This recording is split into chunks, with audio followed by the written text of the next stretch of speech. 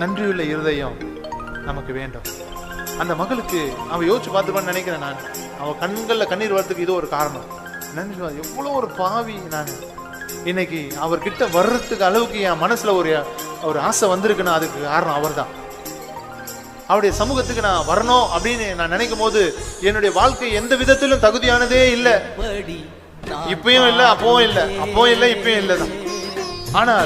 ஆனாலும் நான் நிற்கிறேன். ஆனாலும் நான் வந்திருக்கிறேனே. இன்னைக்கு நீங்க வந்திருக்கீங்க, உண்மையாவே உங்க வாழ்க்கையோட தகுதியினாலே ஆண்ட சமூகத்துக்கு வந்திருக்கீங்க. இல்லவே இல்லை. அவர் நம்மை மீட்டார், அவர் நம்ம மேல அன்பு வைத்தார். அந்த அன்பை நினைத்து நாம் வாழ வேண்டும். நம்முடைய குடும்பம், பிரச்சனைகள், தேவைகள் இதை சொல்லியே இந்த மகிமையான அன்பை நாம சேதப்படுத்துறோம். யார் நம்மளை என்ன பண்ணாலும் இந்த அன்பை விட்டுறாதீங்க. யார் நம்மை